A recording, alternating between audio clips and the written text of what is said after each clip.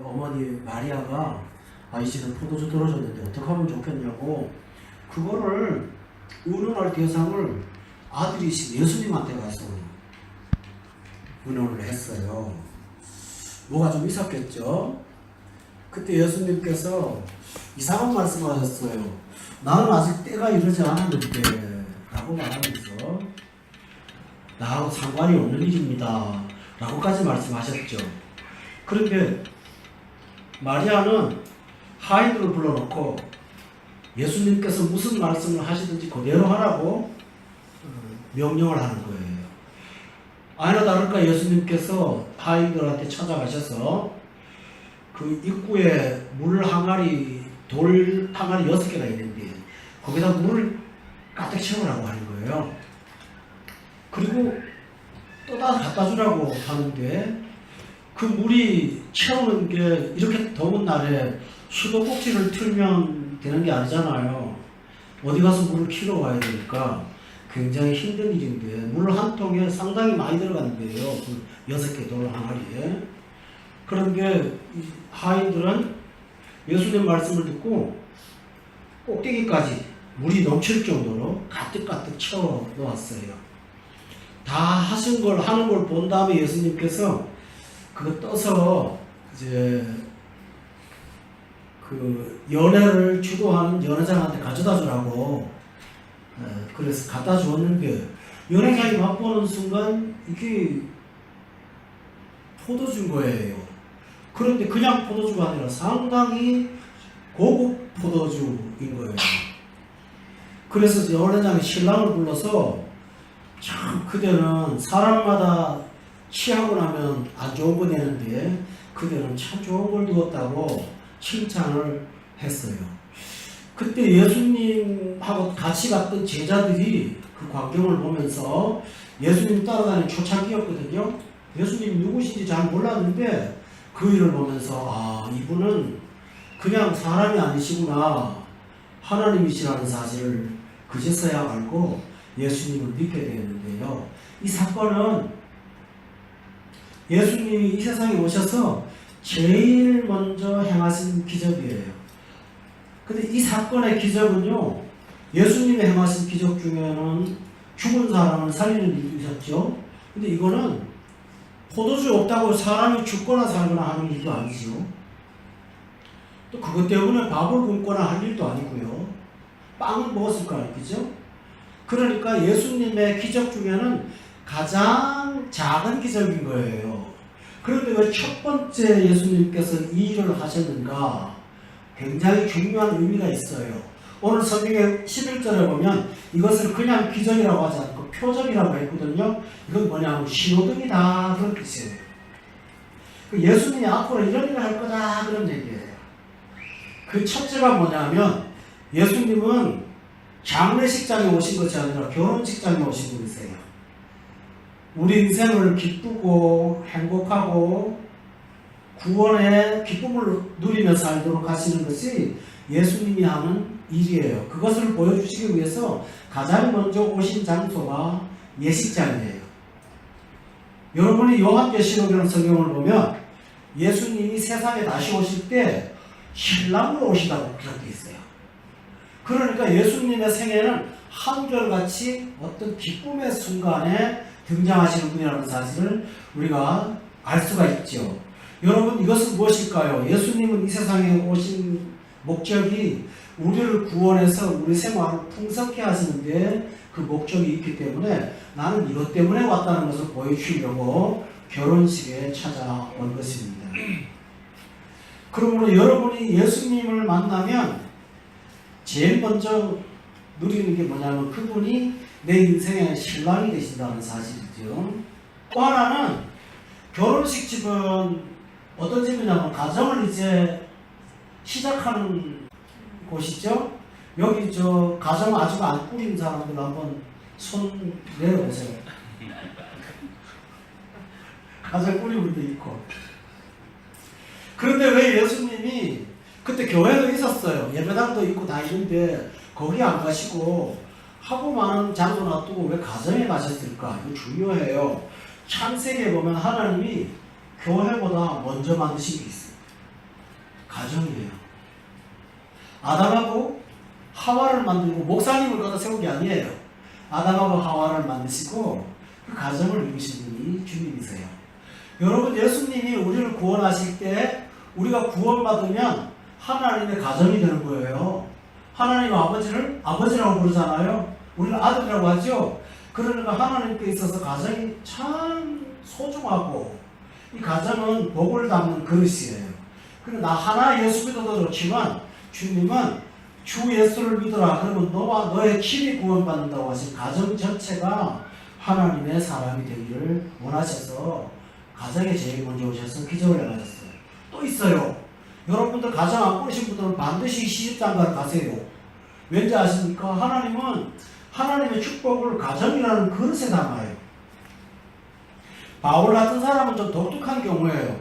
그 사람은 세상 복은 없었어요. 그런 사람은 특별한 사명 때문에 사는 사람이니까 하나님이 세상 복 안 줬어요. 그런데 가정을 꾸린 사람들한테는 하나님이 가정에 복을 주셔요. 그래서 가정에 제일 먼저 오셨다는 사실을 여러분 기억하길 바랍니다. 이것이 주님이 하시는 일이에요. 또 하나 있어요. 여러분, 결혼식 하는 날 행복한 날이에요? 불행한 날이에요? 잘 기억하실 사실은 굉장히 행복한 날도 삶에는 부족이 있는 거예요. 내가 너무 즐겁게 잔치를 하지만 그 시간에도 부족이 있는 거예요. 어제 저녁 집회를 준비를 했어요. 근데 여러분들 눈을 보니까요, 과장한 표현은 없죠. 병자들이다, 병자들. 집회가 아니라 자야 될 것 같아, 사람들이. 잠 온 거예요, 다 보니까. 이 일에 독이 너무 쌓여서 몸이 제정신일이 아닌 거예요. 어제 보니까. 나 혼자 밤에 들어가서 마음이 너무 아프더라고요. 얼마나 시달리고 사는지. 나 어릴 때는 이렇게 힘들지 않았거든요. 요즘 세상이 이런가 봐요. 여러분, 이렇게 좋은 날 와서 여러분의 몸이 은혜 받을 만한 그릇이 못 되잖아요. 그죠? 행복한 날도 문제가 있는 거예요. 자고 나니까 오늘 아침에 조금씩 이제 이렇게 비타민C를 좀 드신 것 같아요. 아니, 좋아요. 다음 수련회 와도 수련회 와가지고 실컷 자는 게 좋겠다는 생각이 들어요. 이렇죠. 아무리 좋아도 즐거운 시간을 감당할 수 없는 사람은 부족한 게, 여러분 잊지 마세요. 결핍이 부족이요. 인생의 큰 문제, 심각한 문제가 사람한테 만나요. 그러면 많지가 않아요. 그죠? 작은 문제지만 우리 사는데 삶을 힘들게 하는 큰 문제가 아니에요. 사실 조그만 문제예요. 제가 에베레스트 산 등산을 하고 정상을 정복한 사람한테 올라갔다 내려오는데 등산에 제일 힘든 게 뭐였냐 그랬더니 신발 속에 요만한 돌 하나 들어가니 그렇게 힘들었대요. 그걸 벗지 그러냐고 동상 걸린다는 거죠. 여러분, 우리 인생이요, 발이 없는 게 문제 아니라 그 속에 요만한 돌 하나 든 게 그렇게 힘든 거예요. 주님께서 오셔서 우리의 생에 꼭 필요한 것들을 공급하시는 분이 예수님이세요. 그런데 예수님이 중요한 말을 했어요.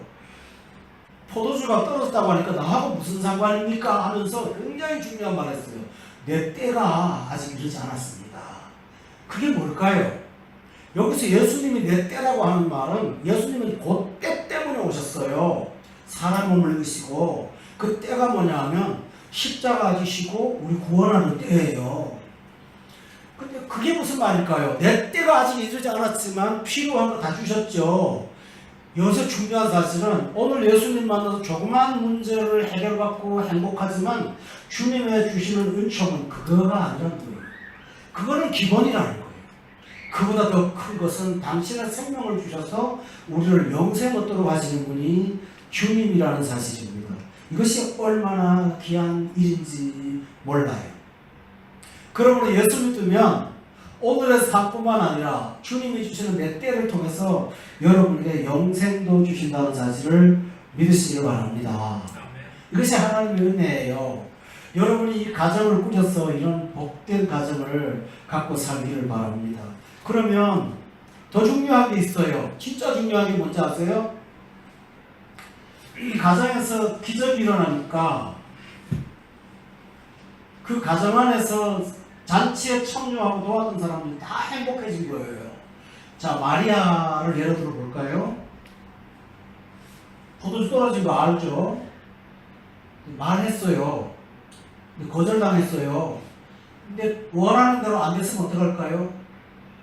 집에 와서 예수님한테 뭐라고 하겠죠? 기적을 일으킬 수 있으면서 왜 안 했냐고요. 섭섭할 거 아닙니까? 그런데 기적이 일어났으니까 집에 돌아갈 때 마리아가 얼마나 기분이 좋았을까요? 아들이신 예수님 통해서 내 집안의 모든 문제 해결됐으니까 얼마나 행복해요. 이게 예수 만나면 이러는 거예요. 없다고 말만 했는데 은혜를 받고 오는 거예요. 여러분 기도가 뭐죠? 주님 나 없어요 하는 거예요. 근데 그게 하나님을 기쁘시게 하는 거예요. 나 없습니다. 참 중요한 거예요. 예수 믿는 게 참 어려운 중에 하나가 뭐냐면 구원받으세요 그러면 난 있습니다. 행복해야 됩니다. 나 행복한데요? 삶의 문제가 난 문제 없어요. 자꾸 왜 그런 문제를 해요? 예수 믿기가 어려운 게 나는 다 있다는 거예요. 그런데 진짜 예수 잘 믿는 사람은 나는 없습니다. 라는 사람이에요. 그런데 주님은 그 없다는 말을 있다고 바꿔주시는 분이시죠. 두 번째로는 그 예수님 심부름을 한 누구죠? 하인이죠. 오늘 성경에 보면 참 귀한 말이 하나 나와요. 다른 사람은 어디서 남긴 포도주를 몰라요. 그런데 하인들은 알더라 이렇게 돼 있어요. 똑같은 예수를 믿어도 어떤 사람은 주님이 얼마나 복된 분인지를 모르고 믿는 분도 있고 주님이 얼마나 복된 분인지를 알고 믿는 분이 있다고요. 저는 사실 이 수련회 장소를 안 보면서 늘 이런 데가 있으면 좋겠다 상상을 했던 사람이에요. 이 중동 땅에 이런 데가 없거든요. 여러분들은 많이 안 다녀서 저는 많이 다녔잖아요. 중동에 있는 나라는 안 다닌 데가 없으니까 거의 다 가봤다고 하지만 이렇게 특별하게 이런 장소를 제가 본 적은 제가 기억은 없어요. 제 기억은. 일단 싸요.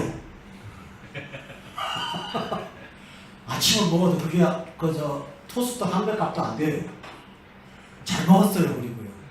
너무 좋아요. 그리고 공기가 바깥에보다 온도가 5도나 낮아요. 어젯밤 문을 다 열고 자는데요. 야영을 하는 것처럼 너무너무 좋은 거 있죠. 밤하늘에 별도 나가서 새벽 한 3시 반에 나서 또 나가서 쳐다보고 하는데 참 좋은 거예요. 이렇게 아는데요.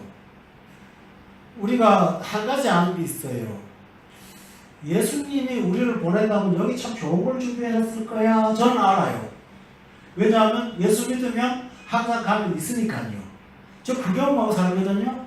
여러분들이 포도주가 어디서 나는지 모르는데 하인을 알았잖아요. 여러분이 그 알을 갖고 있다는 게 얼마나 행복한지 몰라요. 신앙생활을 하면서 예수님을 모르면 내 삶에 대해서 굉장히 불안해요. 평안이 없어요. 근데 예수님을 알고 나면, 알게 되면, 포도주가 어디서 나는지 알게 되면 거기에 풍성함이 있어요. 여러분들이 그 좋으신 예수님을 모시고 늘 아는 비밀 갖고 살기를 바랍니다. 이 신앙이에요. 또 하나 있어요. 하인들은 알지만 연회장은 누굴까요? 그 과정을 하나도 설명을 못 들었으니까 모르죠. 그런데 한 가지를 알아요. 포도주 맛을 알아요. 맛을.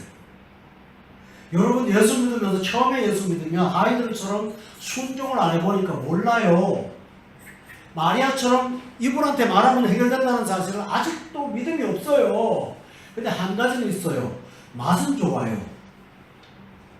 그렇죠? 맛이 좋아요. 그러니까 어떤 맛이냐면 야, 이 집에는 참 좋은 게 있다. 예수 믿으면서 처음에 첫 관문이 뭔지 아세요? 참 좋다. 세상에서 없는 게 뭔가 있다. 오늘 연회장은 그 은혜를 받은 거예요. 또 하나 있잖아요. 연회장이 딱 총괄하는 사람인데 포도 떨어졌으면 자기 책임이잖아요.